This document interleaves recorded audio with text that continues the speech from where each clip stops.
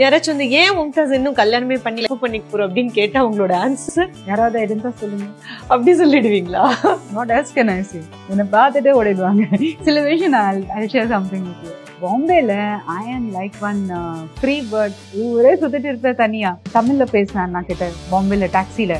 டிரைவருக்கு தெரியக்கூடாது இல்ல நான் என்ன சொல்லிட்டு இருக்கேன்னு. நான் நிறைய சாப்பிட்டு எனக்கு தூக்கம் வருது, எனக்கு கடத்திட்டு போயிட்டானா என்ன பண்றது? அவரே வந்து விட்டுவாங்க. எவ்வளோ அழகா, எவ்வளோ கியூட்டா, எவ்வளோ நல்லது என்ன இருந்தாலும் எனக்குள்ள ஒரு ராட்சசி. அந்த ராட்சசி என்ன பண்ணுவா?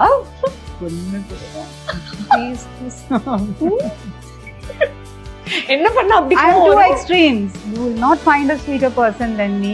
And you will not find, like when it comes to wrong, if you get on my bad book. எல்லாருக்குமே இருக்கும்ல டூ சைட்ஸ். வந்து யாருக்கு தான் இல்ல, எல்லாரும் சிரிச்சும் பேச தெரியும், கோவப்பட்டும் பேச தெரியும், அப்படிதானே? பட் யாரை அக்செப்ட் பண்றாங்க? நீங்க எவ்வளவு அழகா accept பண்றீங்கல்ல.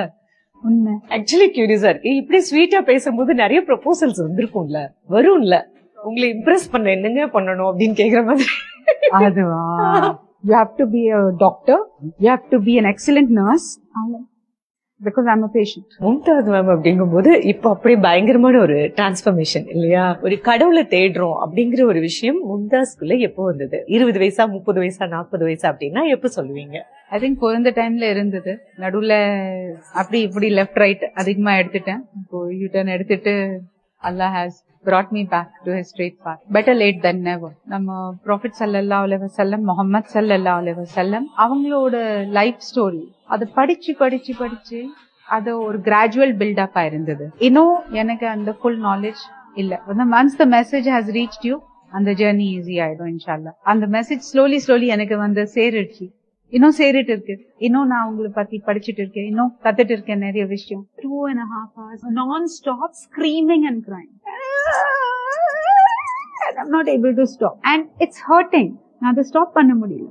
One of the reasons நான் என் அண்ணாக்கு ரொம்ப க்ளோஸா இருக்கிறது காரணமே, when I went through my depression, he was my sole caretaker. அரமான் கூட விட்டுட்டு ஆஃபீஸ் போயிட்டாங்க. He had work in office and something triggered and I started crying. எனக்கு தெரியுது that I am scaring this child. ஆனா I couldn't stop crying and he's sitting there and he's like, குப்பினா அத்தை அழாத அத்தை and I'm not able to stop and I'm doing this to him and I'm like crying, you know, and he's like, யாராவது எவ்வளவு மணி நேரம் அழுவாங்களா? எவ்வளவு நேரம் அழுதீங்க? 2.5 hours. My God. Non-stop screaming and crying.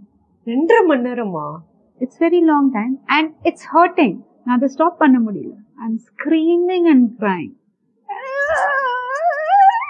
I'm not able to stop. அத்தை ரொம்ப அழுதுட்டு இருக்காங்க, daddy வீட்டுக்கு வாங்க, நான் ஸ்டாப் பண்ண முடியல, என்ன சொன்னாலும் அவங்க ஸ்டாப் ஆக மாட்டாங்க.